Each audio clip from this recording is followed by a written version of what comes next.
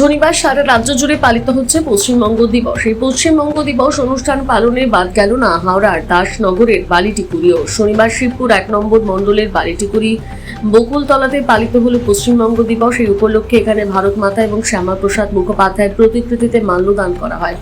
অনুষ্ঠানে উপস্থিত ছিলেন বিজেপি শিবপুর 1 নম্বর মণ্ডলের সভাপতি অপর্ণা মণ্ডল, দলের প্রাক্তন জেলা সভাপতি মণিমোহন ভট্টাচার্য সহ স্থানীয় বিজেপি নেতাকর্মী।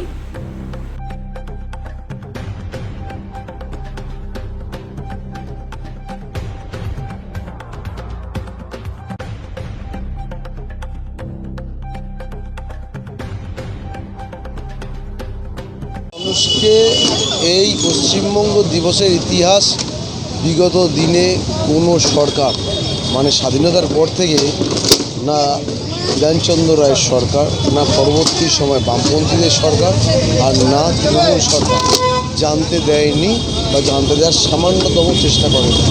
পশ্চিমবঙ্গের ইতিহাস যেদিন সনাতনী হিন্দু বাঙালি জানতে পারবে, সেই দিন বাঙালি বুঝতে পারবে এই পশ্চিমবঙ্গের স্রষ্টাকে। সেদিন থেকে জানতে পারবে এই পশ্চিমবঙ্গের শ্যামাপ্রসাদ মুখার্জিকে।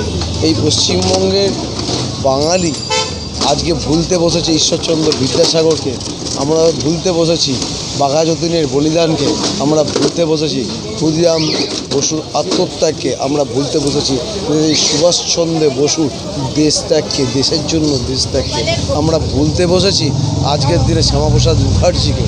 আর সেই বাংলার সৃষ্টি কৃষ্টি ধর্মীয় সংস্কৃতিকে ফিরিয়ে আনার জন্য হিন্দু মহাসভা থেকে শ্যামাপ্রসাদ মুখার্জি যে সংগ্রাম শুরু করেছিল, আজও তা বর্তমান। আমাদের হৃদয়ের অন্তরে শ্যামাপ্রসাদ মুখার্জি ছিল, আছে, আগামী দিনে থাকবে।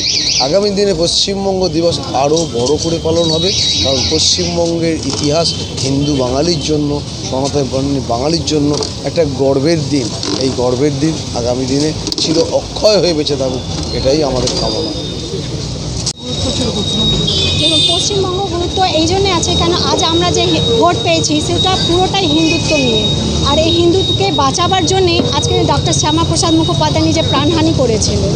আর এটা শুধু না, গ্রেট কিলিংস যেটা ছিল সেটা একটা হিন্দু সম্প্রদায়কে পুরো মেরে দেওয়ার জন্য জিন্না, যেটা নেহরুর পুরো কংগ্রেসের ষড়যন্ত্র ছিল। কিন্তু একটা খুব ভালো ব্যাপার ছিল যে এই জিনিসটাকে বাঁচাবার জন্য আমাদের জ্যোতি বসু, যার প্রাক্তন মুখ্যমন্ত্রী, উনি আমাদের শ্যামাপ্রসাদ এরা সবাই মিলে 58টা আর 21টা ভোট হয়ে তারপরে আমরা এই বাংলাটাকে বাঁচাতে পেরেছি। এই ভোটের ভিত্তিতেই আমরা পেয়েছি।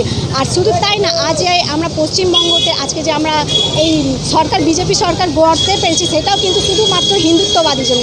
আমি তাই জন্য সকল হিন্দু সমুদায়কে বলবো যে এইভাবে আমরা এক হয়ে আমরা পুরো হিন্দুত্বকে বাঁচিয়ে আর এই পশ্চিমবঙ্গকে সোনার বাংলা যেন গড়তে পারি, তার জন্য আপনাদের সকলকেই ধন্যবাদ।